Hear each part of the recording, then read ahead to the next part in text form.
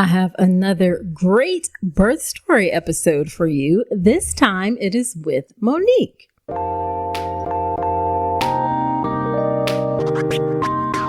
Welcome to the All About Pregnancy and Birth podcast. I'm Dr. Nicole Calloway Rankins, a board-certified OBGYN who's been in practice for nearly 15 years. I've had the privilege of helping over 1,000 babies into this world, and I'm here to help you be calm, confident, and empowered to have a beautiful pregnancy and birth. Quick note, this podcast is for educational purposes only and is not a substitute for medical advice. Check out the full disclaimer at drnicolerankins.com/disclaimer. Now let's get to it. Hey there. Before we dive into the episode, the Birth with Power Pathway launches in May.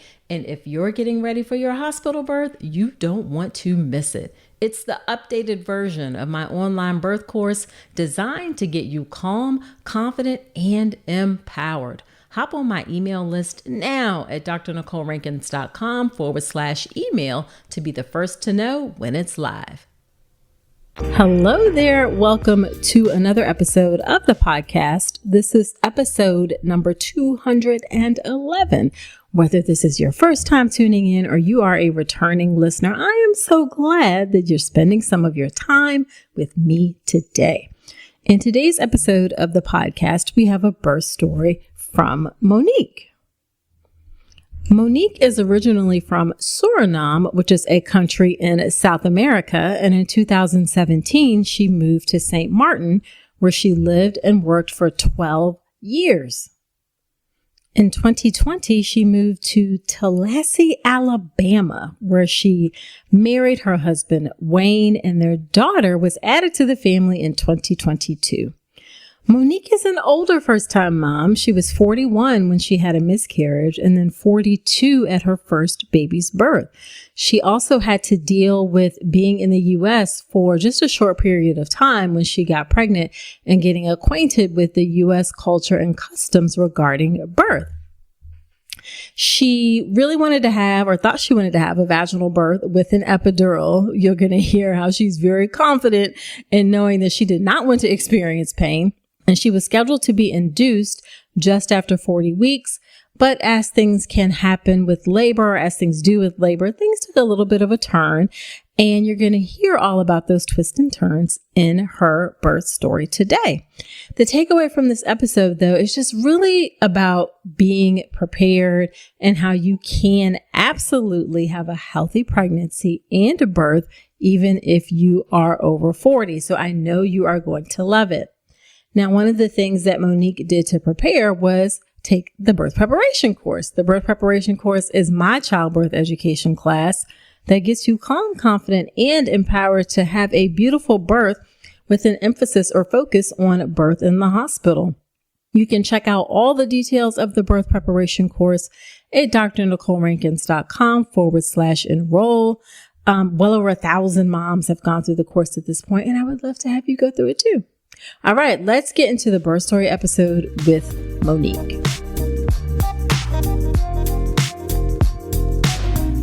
All right, thank you so much, Monique, for agreeing to come onto the podcast. I am so excited to chat with you today. Yeah, thank you for having me, Dr. Nicole. Yeah. I am all for the top excited. Yeah.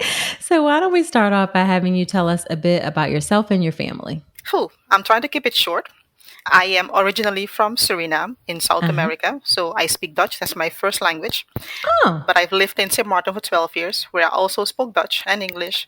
Okay. Then I moved to the States, which is a whole other story and podcast by itself, where I met my husband, he's from Guyana, but he's lived here since he was 11 or so. Okay. So in order to understand the birth, we have to understand what the pregnancy was like. So what was your pregnancy and prenatal care like? In the moment, it felt heavy, but looking back, it was a breeze. What I mean so it has to do with me having a very low pain threshold. Okay. So I can't take headaches for hours, for instance. I can't take pain Gotcha. at all. See, we all have to know where we stand. So you Correct. know where you stand with pain. Yes. But it was pretty straightforward. Well, was it straightforward? Yes and no. I had a miscarriage the year before.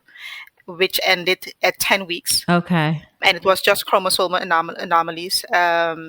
So for this pregnancy, I was very Oh, alert. did they actually send the tissue off to be No, Okay. they did not. But the OBGYN explained that to me. It was 10 weeks. And actually, at my first ultrasound, the heartbeat was already weak. Okay. And I think he actually suspected it already, because the way he spoke to me, he was speaking in the sense of, miscarriages can happen. And I'm wondering, why do you talk to me about miscarriage at my first meeting? Got it. And he said, come back next week. Let's see if the heartbeat is a bit stronger. Okay. And it was not. Okay. There was no heartbeat the next time. Okay. So I asked him the next meeting, why did you say that? And what did you see warranted you telling me all of this? He said, Right. well, your age is one. Mm-hmm. The heartbeat wasn't there is two. The age wasn't corresponding with what you said at your last menstrual period. So I understood those things. Sure. And that was a surprise Okay. to me. And that was the first time I heard that 1 in 4 people have a miscarriage the first time. Mm-hmm. So I decided there and then I'm going to prepare everything I can for my next marriage, for my next pregnancy, everything I Right. can know. Right. But the pregnancy was a breeze. I was just, what's the word, not just for a few days only. And in the end, I was just tired. I was just tired of being pregnant. Okay. I couldn't turn in bed. I couldn't get up from the chair by myself. Right. But that's all. I had no issues whatsoever. None. Nothing. No bleeding, no spotting. It was clear. And good. And let's remind folks, what age are you or were you at your pregnancy? So the first marriage, I keep saying marriage. The first pregnancy, I was 40. Okay. The second one, I was 41, and then 42 at delivery. Okay. Okay. So I'm currently 42. Okay. And did you have any trouble getting pregnant at all? No, actually, I wasn't expecting to get pregnant because I am 42. My husband Right. is older. He's 56. Okay. So pregnancy was a blessing. Gotcha. I asked him in the beginning, would you mind if we don't get children? And he said, well, I didn't marry you for your ovaries. So no. So overall, then you were satisfied with your prenatal care? I was. To be honest, I was. The OBGYN, and I really love him, Dr. Griggs. He gave me time to ask all my questions, and I had a lot of questions, because I did a lot of research, and I wanted to know how he stood on what his opinion was on certain things. I wanted to understand and know. And he gave me time every time. I would call, and I am actually very satisfied with the care. Good. Yeah. Good. So now you mentioned that you had to get adjusted to U.S. birth customs. What do you mean by that? I have never given birth, and I have never given birth in the U.S., but I know how things are in Suriname, where I'm from, and in St. Martin. Things are just different. One of the differences is I'm not sure if you can choose either OBGYN or midwife. That's one. Secondly, in Suriname, the conversation with the doctor is a one-way conversation. He says or she said what will happen, and that's it. Because my younger sister was pregnant at the same time or even earlier, and I would ask her certain things and she wouldn't know, and I would say, ask, but the culture isn't there to ask. So either the culture isn't there or the time is not there to ask. Gotcha. We don't have doulas. That's one. Mm-hmm. Because in the Caribbean, your family is your doula. You have a mom, they're a sister, they're a cousin. So you don't worry about after. I had to worry about it because we are secluded almost.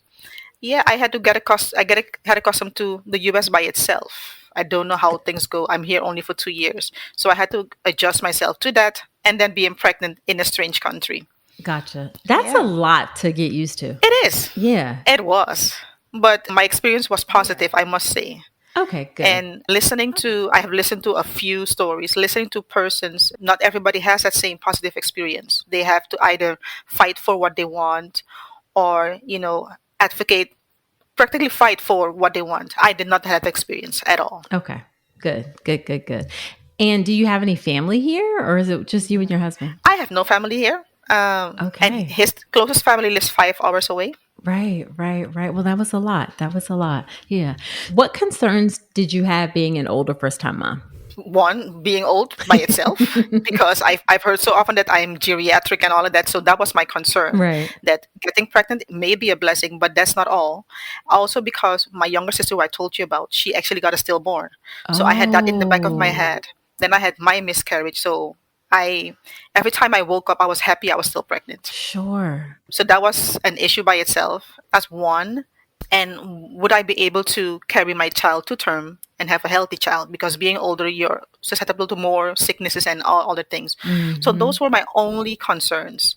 And after that, would I be able to deal with all the postpartum issues? That was Right. really my only concern. Right. Yeah. So how far along was your sister when she had a stillbirth? She doesn't know, but it was full term. Oh my I think it gosh. was more than 37. Yeah. Oh my gosh. Okay. And yeah, yeah. Yeah, I don't know. that's a lot. That's a Oh, lot. and on top of that, my mom also lost her first child, but he was one and a Oh, half. So I have that history to deal with.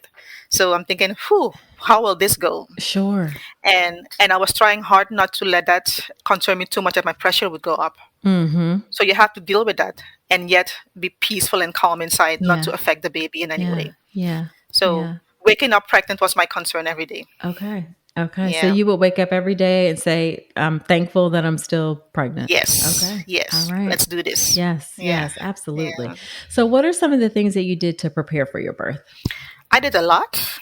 I really, really did a lot. So, first of all, I don't like surprises at all. I like to know everything. I know I cannot know everything, but at least I wanted to know what the possibilities were. Mm-hmm. So, I listened to 1,000 podcasts.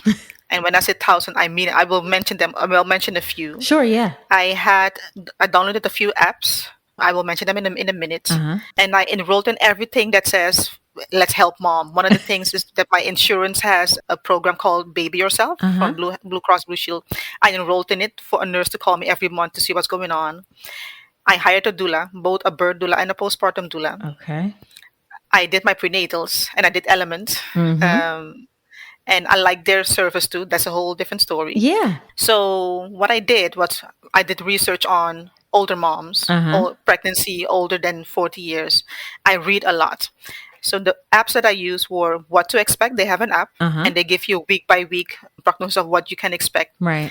And 24 Baby, which is a Dutch app, but same concept. Sure. I did birth education. I did yours, Uh-huh. which I like. I still have it, of course. There's also birth education done by a doula. Her name is Nikia Lawson. Okay. Free education, Okay. and they do it, and they have it every month, 4 days. Uh-huh. Four times a month, yes, correct. And they explain everything the same way you explain it, only from a doula standpoint. You had from a Got medical it. standpoint. Got it. And all those things helped. And I had a podcast. The Uh-huh. first one I listened to is Life After Miscarriage because I had to deal with that. Okay. And basically, that was for me to know, to validate my feelings because Sure. it was really, really painful. Sure. And nobody speaks about it being painful. It was really like, what you call those things? Contractions. It was bad. So I just wanted to hear that somebody had the same experience. Sure. So when I heard a few stories that it is possible, I said, okay, then I'm okay. I listened to the Bird Hour. I listened to All About Pregnancy and Bird. I listened to Evidence-Based Bird. Yep. 24 Baby, which is a Dutch one. Okay. We have Down to Bird, Preggy Pels, Pregnancy Podcast. And the one that I like is It Normal? Oh, I haven't heard that one. I think it's a British one. Okay. Okay. Yeah. Okay. That's where a pregnant lady talks to both a doctor and a doula. And they ask questions. Is this normal? This happens to me. Is it normal? And then she would explain it. So those Nice. are the podcasts I listen to. Okay. So you were very well prepared. Yes. So after a while, when people come onto your podcast, I could almost say, okay, this is going to happen. It's going to be suggested. I was almost an online OBGYN. Right. I Yeah. love So it. I knew the possibilities. Sure. Yeah. Sure. So what are some things that you wanted for your birth? It may sound funny, but all I wanted was peace. I wanted to be at peace with everything that happened. So be it what you call it, no medication because it was not available, be it a C-section because whatever happened, be it whatever emergency, I wanted to be at peace with any decision. Yeah. I wanted to be informed every step of the way. Yeah. And for me to know that, I had to know what the possibilities are so that I could ask the right questions. Yes. I wanted no surprises. And I wanted no pain. Okay. So I wanted an epidural from the minute I walked in. I know it's Sure. not possible, but walking with my back open, like, I'm right here, ready. go. Yes. I'm ready. And I told the doctor from the beginning, I want no pain at all. Right. I cannot take pain. Okay. But for me, important was peace. Yeah. And I wanted to be included in every decision. Okay. Don't tell me I'm going to do this. No. Sure. We have to do this. What do you think? Right. So Right. I yeah, love that. that's what I wanted. I love that. So then what exactly happened with your birth? So everything went well. But by week 37, I was tired. I wanted it over with. Most doulas don't encourage induction. I was ready. You were like, I mean, let's get it going. let's get Right. this over. Yes. But also, I knew that, and I think I asked you once also that the older you are, the what was the explanation?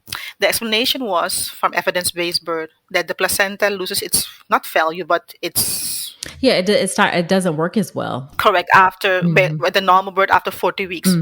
But that happens at 37 when you're 40 and older. So I wanted the baby out by 37 weeks.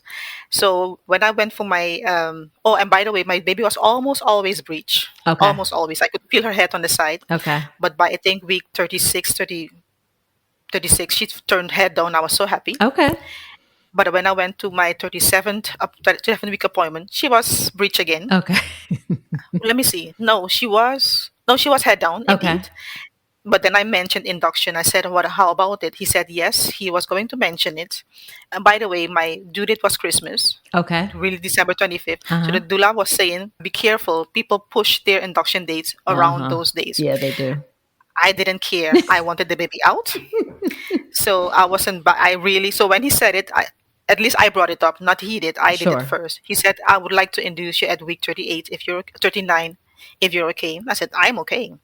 So when I went to my appointment for the 39th week, we were going to make an appointment. And he said, well, actually, the hospital doesn't agree with that policy. They want to induce at week 40. So I was very, very disappointed that day. I almost cried because they said, no induction for you. Your age is not an indication. So Really? Even being over 40? yes. I'm surprised. Although the doctor really wanted, but the hospital wasn't. They said, we can put you on the wait list. And I went home really disappointed. Actually, sad. I was really sad. I wanted to cry. Sure. But I decided, you know what, I will. It was the week before Christmas. We celebrated Christmas. I didn't go anywhere because I was really uncomfortable at that time. Nothing fits. And then the hospital called on Boxing Day. They said, we have a space available. Are you willing? My husband and I rushed out of the house. Yes, we are ready. The bag was packed from week 30. So Right. we went out. I said, but wait, you said the waiting was to be for the Tuesday. They said, yes, if it has to be Tuesday, you have to come on Monday so we can prepare. Sure. I explained to my husband, induction doesn't mean the baby will be here tomorrow. Right. It means they will start. I was a doctor. I explained this will yes. happen. And Yes. so I was calm. We went and the room was really roomy. It was an apartment. It was Right. really nice. Nice. And then they did a scan and noticed she was breech. Okay. I said, wow, at this point you want to be breech? So, and the doctor who came in, I know that she's a hospitalist because she was not my doctor, but she was at the hospital. She did say, I work with your OBGYN. Your baby is breech. I can try the ECV. I wasn't for that because I know it's painful. Okay. I know it works 50% of the time. I was informed. Yes. Yes. I said, no, we are not going to try that. She said, how do you think about a C-section? And I said, I am okay with it. Right. I'm not going to push out a breech baby. Right. I mean, let's do what we need to do. She said, we can schedule one for tomorrow if you're okay with it. I said, I'm okay with it. Right. So we scheduled one for the next day. And I was really at ease. And then all of a sudden, I heard my machine beeping. So I called the nurse. I said, something is beeping over here. She said, it's beeping because your pressure is really high. It was 160. And my pressure has always been 125, 135. But 160 was really high. He said, and your liver enzymes are elevated, something like that. So you are at risk for preeclampsia. I said, oh, so it's a good thing that I'm actually here. Right. Because I wasn't feeling anything. I wasn't feeling bad or so. So I was happy to be at the hospital where they could catch it one time. So I was happy to be there. Yes. And so they gave me magnesium immediately. And I knew magnesium can make you feel bad. It did not. Oh, good. Yeah, it did not. But at least I was prepared for it. Everybody who talks about it. And I explained when they left, I talked to my husband, are you okay with us going ahead with the C-section? I don't want the ECV. I explained to him why not. Right. He said, man, I should have listened to your podcast and your stories more often to know that you know all of this. I said, you should have. Yes. Yes, you should have. And I fighted him a few times. But anyway, every time I listened, I explained to him what I learned. So we decided to do that the next morning. And my OBGYN came in. He said, are you ready? I said, I'm ready as can be. Yeah. I know the epidural can hurt, the initial Mm-hmm. can hurt. I did not. I was really at ease. The only thing I was wondering is how did they get me from one bed to the next? Anyway, Ah. it was really, I don't know, because I didn't see anybody lifting, but I was, Yeah, we kind of slide folks. Yeah. I said, wow, that's good. Then he came in. He said, you know why you're here? I said, yes. Yeah, we're asking you just that we don't remove your uterus by accident. We know, what we're going to Sure. do. He said, and then I remember you did that too. We call it, you said a stop to see, Uh-huh. that we have the right person. I said, Mm-hmm. I know this.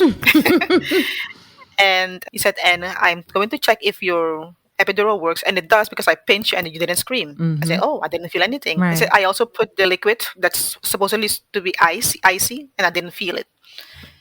So Good. I was good. Good. He said, I'm not going to give you a play-by-play. It doesn't matter. I said, I don't need a play-by-play. Right. All I need is to hear the baby cry. Right. So we started at 8. She was out by 8:14. Okay.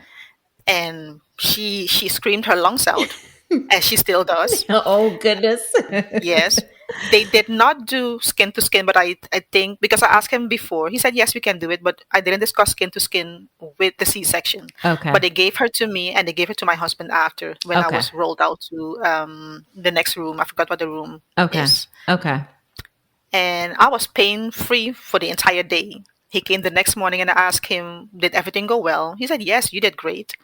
And I asked him if if I made a good decision declining the ECV. He said, "Actually, I am happy you did because first of all, we don't know why she was breached all the time, Mm-hmm. and once you were breached again, Mm-hmm. it may have been something in your uterus, so we don't know. So I'm happy you did not." Mm-hmm. Yeah, and he said, "You did excellent." He Yeah. said that a few times. I Yeah. said, "No, you did excellent." So he said, "How is the pain?" I said, "Actually, I have no pain at all." Really, the next day, but the day after, he explained, we give you pain medication for 24 hours. Right. So the pain will come in gradually, and it did, Okay. but not as bad because I remember the next day I was in pain, but it wasn't the incision. Now I know it has been gas. I Uh-huh. didn't know gas could hurt so much. I said, Listen, wow, that can be awful. It can really be awful. really? Yes. Just air? Yes. Yes. I Yes. cried. Yes. Yes. It's like, Lord, help me, please. I have got to get this out of Yes. my body. Yes. I had no Mhm. clue. So the nurse said, I think it's gas. I said, no, it's not gas. It's pain. Right. She was a really nice nurse, I must say. No, Nurse Joan. She said, what about a suppository? I said, I don't think that will help. It's just painful. And then they gave me some IV pain medication. It was really, really bad. But Mm. after that, it was okay. The only thing I was surprised about is that before delivery, I couldn't get out of bed myself, and I thought it would be over. Oh, it was even worse. I couldn't get out of bed myself. I couldn't walk, but I had the peace that I wanted. I felt at ease. I Right. felt okay. Right. It was good. I mean, C-section is not the ideal way to deliver a baby, but I was really okay with everything considering my age. She was breech, and my pressure went up for no reason. Yeah. Really, for no reason. Yeah. Yeah. Yeah. So, I mean, even though I don't know, I don't know if I would say that it's not ideal. It seems like that was the way that she was supposed to come. Correct. Mhm. Correct. Yeah, that was And I didn't want it to be a surprise for me. I Yeah. knew what would happen at a C-section. Every step I wanted to know, how are they going to numb me? How? Sure. So, yeah. That's awesome. But it was really okay. That's awesome. That's awesome. So then are you breastfeeding? I am. Okay. Not exclusively though, but Uh-huh. mostly breastfeeding. But my position was I want to breastfeed, but not at all costs. Yeah. If it's gonna hurt me, that I am in mortal debt every day Yeah. to feed her, then no. Yeah. But I also wanted to give myself time because I know it's a new thing. By the way, my birth doula is also a lactation consultant, so she helped me before Nice. with Nice. positions. The hospital also has lactation consultants Uh-huh. who you can get at a call immediately. So I got my support. Good. And was your birth doula there at the hospital with you? Not at the birth because this hospital doesn't only allowed one person, Gotcha. and my husband was there. Okay. And I had a doula because I remember telling the doula I want a doula because I want my husband to be my husband, Uh-huh. not helping me. I want him to be there for me, Yeah. and then you be there for me and for him eventually. Yeah. So, but since she knew that the baby was breech, she said I cannot be there at the birth, but I will come after. Okay. She did come after. I cannot remember. I told her I cannot remember that you came. She said I have a picture. Look, I was here. I do not remember Right. at all. Right. Right. So, but she was, yeah. Okay. Okay. Yeah. Okay. I was probably drugged up and Yeah, in Yeah. Babyland. Yeah. And then you Yeah. said you have a postpartum you hired a postpartum doula also. Yes, because we are on our own. Uh-huh. His mom lives 5 hours away. My mom is an ocean away. Sure. And I didn't, as I said, I don't want surprises. I want to Mhm. see, one, can I do it? And if not, I want somebody available right there and then. Gotcha. Gotcha. So I think we called her from the second day. My husband was home for Uh-huh. 2 weeks after, Okay. and then he started working again, slowly, and but now he's working full time. So Okay. we contacted the person. She was recommended by the other doula, Uh-huh. and I told her, all I want you here for is for me to relax. I don't want to wash dishes. I just want to relax. She Yeah. said, that's what I'm here for. I said, I want to be lazy. I don't want to be a super mom. Yes. I love it. And she said, that's what I'm here for. Yes. So she really did that. She gave me the rest that I needed. Simple things: wash the dishes, bring the baby for me because I couldn't walk immediately. Bring her for me. You hold her after I nurse. That was really good. 4 hours a day, and it did work. It was still heavy because you are the rest of the day by yourself. Right. And I remember one day, but I knew it was half hormones and half tiredness, sleep Uh-huh. deprivation. Uh-huh. I was dreading the nights because she wasn't sleeping at night. Mm. Or let me say it different. She would sleep at night, but to get her to sleep at night was hell. Gotcha. So I cried. I said, I don't want it to be night. And he said, why didn't we call the doula? I said, you're right. Let's call it. Then I know at least, even if I didn't sleep, I can sleep in the morning when she's here. Right. So it worked out. I am now 6 weeks and I'm not as tired as I was. Okay. I have a friend who came over from St. Martin, so she cooks and she does everything. She is Oh, my live-in doula. that is very nice. Yeah, Very yeah. nice. Very So nice. it really helps to have somebody around. Yeah, it does. It does. It does. And I love how you were very clear, like, this is what I need. So help me with Yeah, this. Yes. please. Yes. Yeah. Yes. If you're gonna yes. come here and make me feel lazy because I sit the whole day, then I don't need you. Yeah, I love it. But Yes. yeah, Yeah, absolutely. Absolutely. So have you had your postpartum visit yet? Your postpartum checkup? yes, I went yesterday, and he said again, "You did great." I said, "I really enjoyed the." I said, "I enjoyed." What did I tell him? I said, "Thank you." He said, "No, I enjoyed taking care of you. I really did."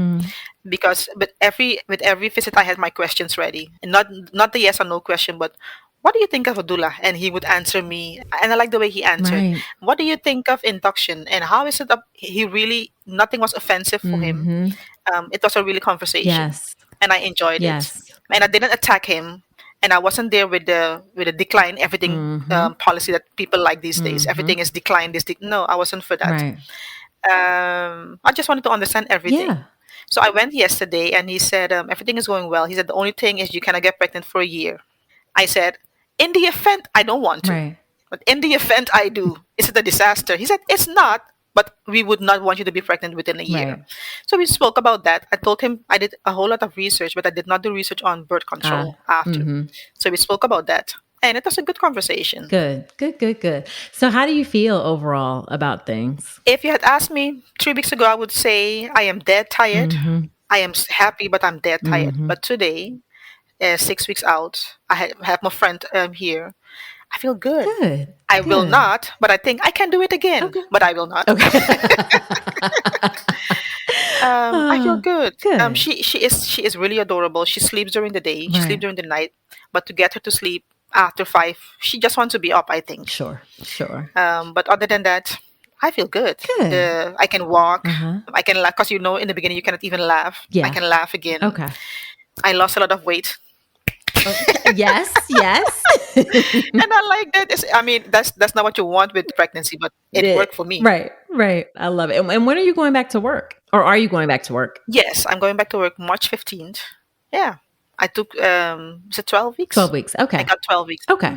Okay. So Okay. March 15th. So I Okay. have a whole month more to go, Yeah. Yeah. Yeah. and Good. my mom will be here 10 days after. So I'm good. Oh, that'll be nice. Yeah, that'll be nice. Yes. Yeah. So it's a good Yeah. thing to look forward to. Absolutely. Absolutely. Yeah. So then what is your one favorite piece of advice that you would give to folks who are getting ready for their birth? I would say prepare. And in order to prepare, you have to research a lot. You have to know what are knowledgeable resources, what are good resources. Prepare. Do a birth education class. It really, really helps to know all the possibilities, not to cling to one possibility, not to cling to, I want a non-medicated birth, but to know everything that can happen so that whenever it happens, you are at ease. Yes. So prepare and plan your postpartum. The way I had my doula plan, it really helped. Plan postpartum as well, because if the baby's here, then what? Right. I mean, the nurse in the hospital will not come with you, although I wanted to. But prepare and plan postpartum. Yeah. Yeah. I love that. I love that. Well, where can women connect with you? Are you on social media anywhere or anything like that? You can say no. Yeah. I was on Instagram. I'm not anymore. Okay. I'm on Facebook, which is private. So the best way to reach me is email, which I find more personal, actually. Okay. So people may send me an email. Or actually, how about if anybody wants to email. contact her, you can email us and we will put her, because I don't like to give out folks' emails. So Great. yeah. That's fine. Yeah. Well, Monique, thank you so much for agreeing to come onto the podcast. There are so many great lessons and things that people will be able to take away from this. So I so appreciate your time. Thank you. And thank you for what you do. I mean, I learned a lot from your podcast. Because of your podcast, I was at ease. So thank you. Oh, thank you. Thank you.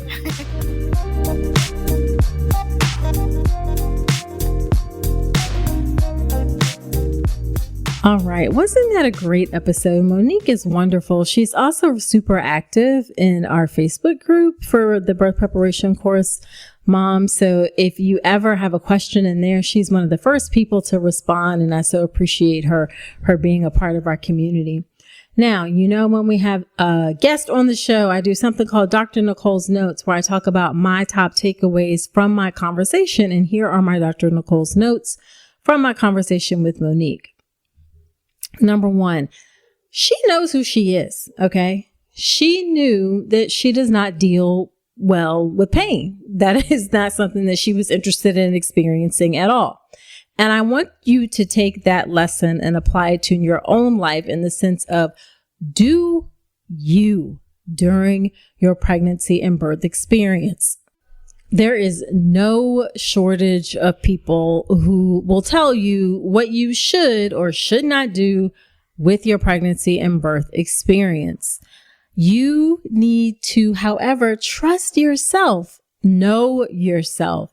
You'll have people who say, oh, you should do unmedicated. Oh, you should absolutely get an epidural. Don't listen to what other people think. Tune into what you know is best for yourself. Now, that doesn't mean you don't hear other people out, right? You gather information.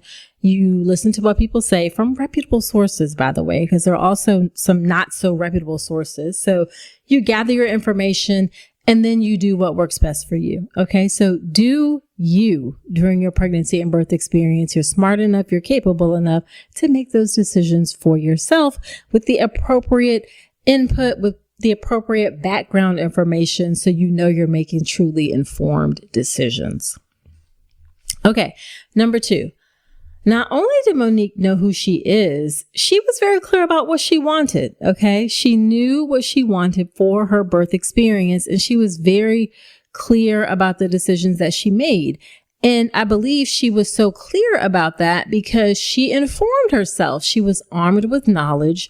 She was going into it not blind, not ignorant. She really prepared herself well so that when things come up, she felt confident about making the decisions that felt right and felt good for her. That's one of the things that the birth preparation course, my childbirth education class, will do for you, is help you feel confident and empowered when you make decisions. You have that background information so that you can make decisions that work best for you and feel really good about those decisions, whatever those decisions are. Again, check out all the details in the birth preparation course at drnicolerankins.com/enroll. And then the final point is that Monique had a village, okay? She was not playing about the support. She had a birth doula. She had a postpartum doula.